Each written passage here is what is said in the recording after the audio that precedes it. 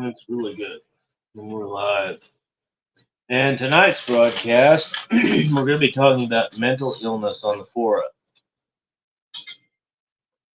And tomorrow, and in the near future, we have a good broadcast on Macrobius and how he brought down original descent, and how you don't realize that the phora will be next unless you jettison Macrobius. You throw his overweight ass overboard, and all of a sudden you'll see how smooth sailing things will get. So, tonight I wanted to talk about phora mental health because this is a serious question that's concerning everybody on the phora. Basically, nobody has good mental health or mental hygiene. And I thought I'd talk a little bit about this in cohesion with critiquing Daryl's standards, because Daryl has this deal where he simply sets back and takes pictures of himself, and then he's talking about dating now. It's like, why would you date? What is it in there for you? I don't know. But anyway, regardless of his reasons for dating, I'm going to point out. I told him I was going to give him some advice tonight, and that advice is right now is shave. Either grow a beard, which you probably can't do, or shave daily. A razor is your friend. Odd as that may seem to a junkie. Comb your hair or shave it off. Comb your hair, Daryl. I don't know why you post these pictures of yourself lying on a bed like a baby with blankets around you, and post a picture of yourself looking up at the camera like you're a little baby. And all junkies do it. You're not unique in this fashion. Every junkie I've ever seen does it. They lie back in the bed or they recline on something, and then they put their phone up like this, and then they take a picture of themselves in all their wretched misery. And that's the junkie 101 photography. And I don't understand it, but the point of the matter is you need to shave and comb your hair, and you need to read Jordan Peterson and probably clean your room too. This would never have happened if you joined the Boy Scouts and been molested like a real American boy. The bottom line is, I mean, you'd be a real American instead of some kind of hybrid Jew Romanian today, Daryl, if you've done all these things. Now, moving on, it's going to talk about Macrobius, Kane, and Prack, the three primarily mentally ill people on the phora.com. And they're all slobs to one degree or another. Macrobius is a slob. If you heard of a man's man, Macrobius is a slob. If you've ever seen a picture of him, you know what I mean. If you know, you know, as they say. Only, obviously millennials don't know anything, so how would they know? But anyway, Prack dresses like an apathetic factory worker. Well, I don't really, I'm phoning it in, man. All the usual trite uh, sayings, about factory workers. People forget Prack Nowick style is Polish, and the Polish were the Mexicans of their time. They were poorly dressed, slothful, unclean, and not very smart. And we've already covered Kane. So we're dealing with three of the most mentally ill people, and they're outwardly mentally ill. They're outwardly displaying their signs of mental illness. They're showing you that they are mentally ill, and you are not recognizing the obvious signs right in front of you, and consequently, you are getting befuddled by their posts and so forth, and you're starting to like the posts. The next thing you know, you're liking the posts of a retard, which makes you in turn a retard. And so I'm going to go back to a couple of things in the last couple of pages to correct, because this goes back to, if you like retards, that makes you a retard.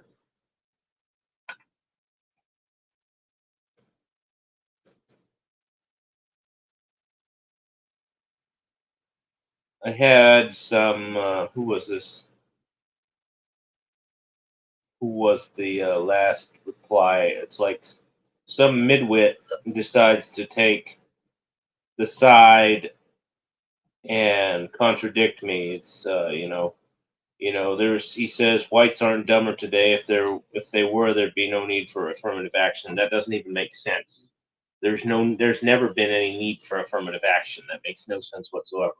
The background, though, for different reasons, but the fact that you bring up affirmative action is retarded. Back in the day, there were real racists on the fora. There were real racialists on the fora. Not like today. Not like today. Today, I don't know what it is. It's the same people. Some of the same people, but they've lost their heart and soul.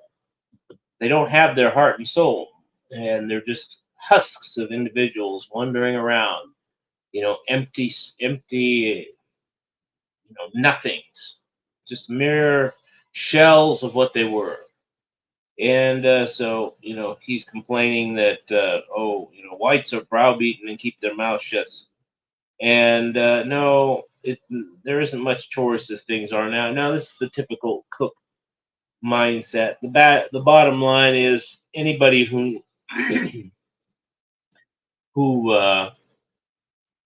has been following things or gets around knows that white kids are getting really dumb. It's just that the other kids are dumber, but not by much.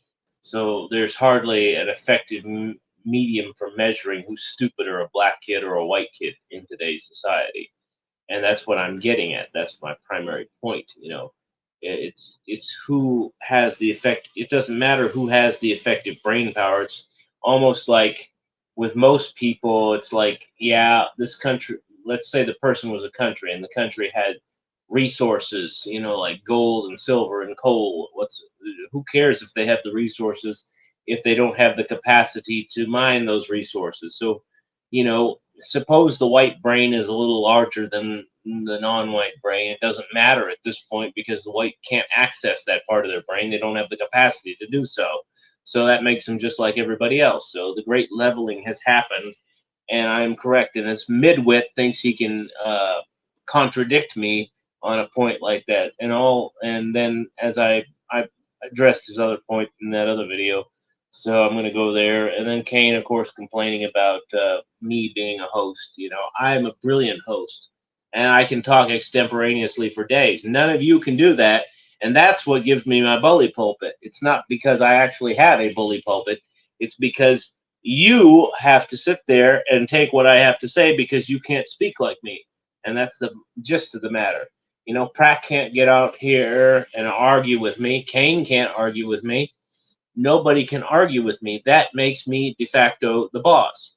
And that's why, at this point in time, I am here holding forth and basically forcing you into line. Now, you feel awkward about it. You feel uncertain about it. And that is because you haven't properly knuckled under. You will feel better when you knuckle under and you send me tribute and so forth and so on, because that is the natural order of things. So you're basically the uncomfortable feeling you have when you're listening to me comes from the fact that you have not done as you would have had to do a few hundred years ago when you heard me speak, which is bow down and just listen and basically start prepping your all your land, your possession and family to belong to me.